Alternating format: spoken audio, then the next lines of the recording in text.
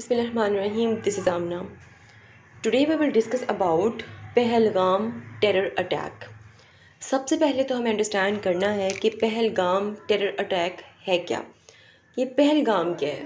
पहली दफ़ा ये नाम सुना है बहुत से स्टूडेंट्स ने. तो उसके लिए मैं आपको बता दूँ, ये बेसिकली एक टाउन है जम्मू कश्मीर में. ठीक है, जम्मू कश्मीर वो वाला हिस्सा जो कि इंडिया के कंट्रोल में है. किसके कंट्रोल में है? इंडिया के कंट्रोल में है. ठीक है. अच्छा, यहाँ पर हुआ क्या है? यहाँ पर हुआ जी एक militant attack. A group of people, मतलब कि कुछ टेररिस्ट थे, कुछ मिलिटेंट्स थे. उन्होंने एक ग्रुप ऑफ पीपल, मतलब कि लोगों का एक हजूम था. स्पेशली इसमें जो टूरिस्ट थे, ठीक है, जो मतलब टूरिस्ट यहाँ पर आए हुए थे उन पर अटैक करने की कोशिश की थी, और जो सिटीजन्स थे वहाँ का, जो लोकल्स थे, उन पर अटैक करने की कोशिश की इन टेररिस्ट ने. ठीक है. अब देखें, यहाँ पर बहुत से क्वेश्चंस रेज होंगे about the security situation in the region. ठीक है. इस पॉइंट पे हम लोग ज़रा आगे जाके बात करेंगे. क्लियर? अच्छा, अब याद रहे कि पहलगाम जोन सा है ये एक बहुत पॉपुलर टूरिस्ट डेस्टिनेशन है.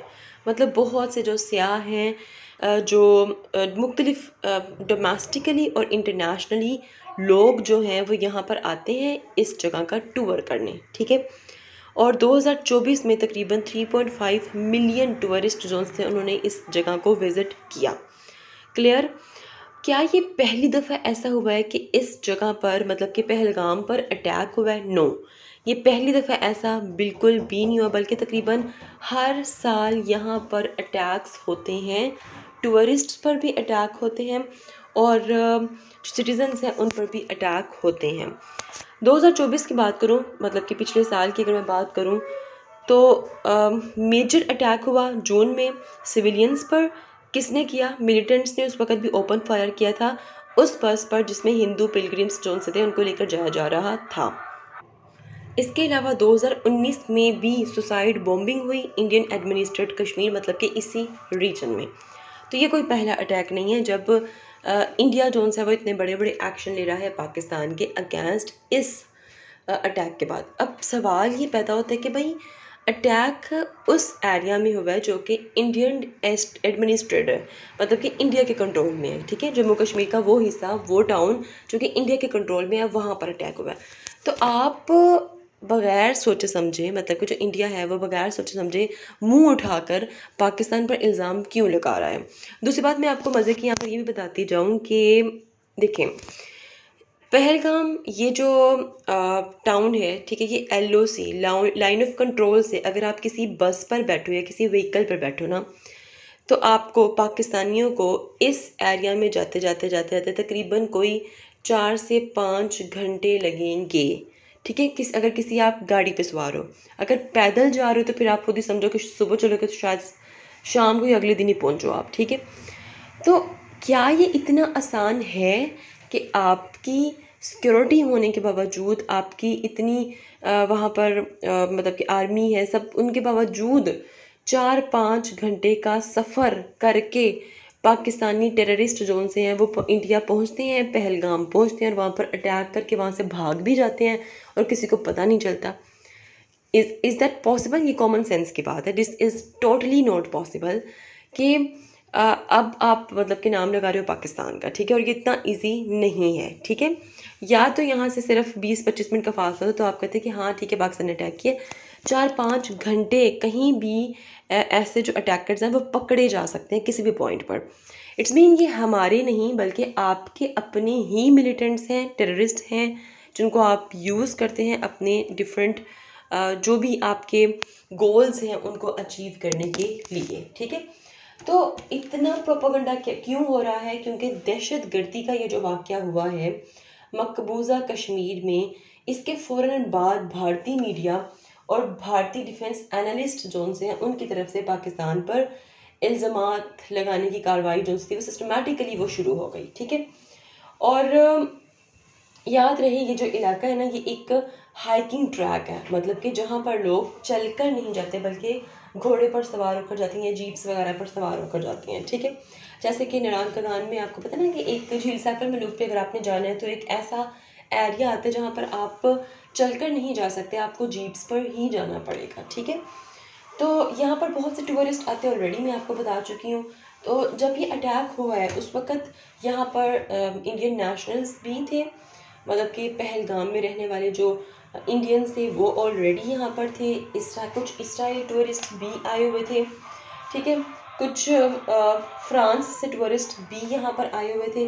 तो डिफरेंट, मैंने आपको ऑलरेडी बताया कि डोमेस्टिक और इंटरनेशनल टूरिस्ट जोन से हैं वो यहाँ पर आते रहते हैं, ठीक है।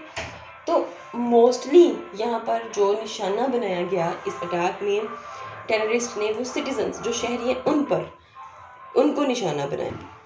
तो अब जैसे ही आप मीडिया अपना ऑन करेंगे फ़ौरन से आपको बहुत सी ऐसी न्यूज़ मिलती हुई नजर आएंगी कि भाई ये सब कुछ पाकिस्तान ने किया है, ठीक है। और इज़ इट पॉसिबल कि आपकी वहाँ पर इतनी नाकस किस्म की आर्मी है कि 220 किलोमीटर पाकिस्तानी अफराद आपकी टेरिटरी में घुस कर और वो हमला कर सकते हैं? आई डोंट थिंक सो, ये कॉमन सेंस की बात है, ऐसा नहीं हो सकता, ठीक है। और दूसरी चीज़ जो मतलब कि बहुत ज़्यादा नोट की जा रही है वो ये है कि आप जैसे ही अटैक हुआ भारतीय मीडिया पर, अगर आप लोग भारत का मीडिया अगर आप ऑन करें, ठीक है, पिछले 2 दिन का, तो आप देखोगे कि बलूचिस्तान का बहुत ज़्यादा नाम लिया जा रहा है, ठीक है।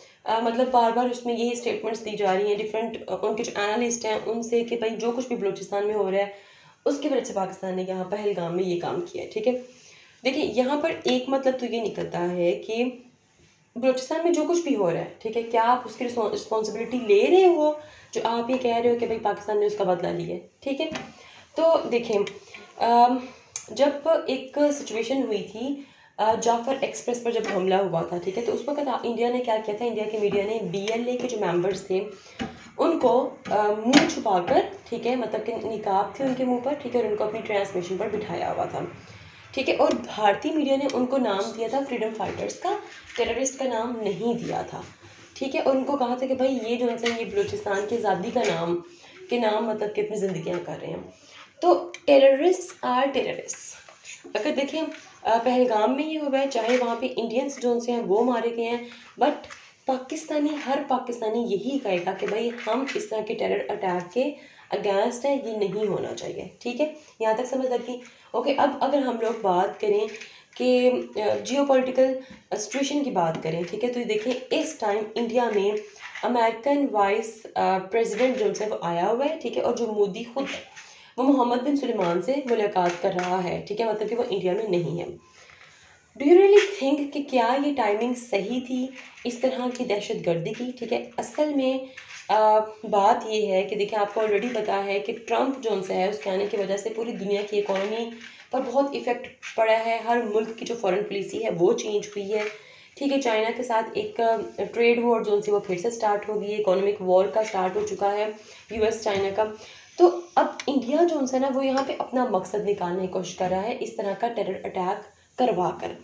इंडिया एक्चुअली में क्या चाहता है कि भाई हमें आप इस इलाके का पूरा ठेकेदार बनाओ, ठीक है, ताकि इस तरह के अटैक्स को हम लोग रोक सकें। मतलब मुकम्मल तौर पर हमें कश्मीर की अथॉरिटी जो है वो डिक्लेयर कर दे। बस तो उसने नाजायज़ सब कुछ किया हुआ है, ठीक है, लेकिन मुकम्मल तौर पर ऑफिशियली वो कहता है कि भाई सब कुछ हमें मिल जाए, ठीक है। और अब इंडिया मतलब कि जगह जगह उनके मीडिया पर जो इंडिया में ये स्टेटमेंट्स दे रहा है कि भाई हम हर हाल में पाकिस्तान से अपना बदला लेंगे।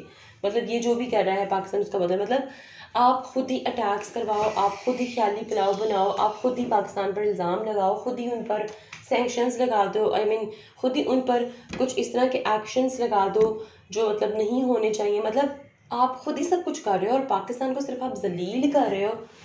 It's totally unacceptable. आगे बात करते हैं।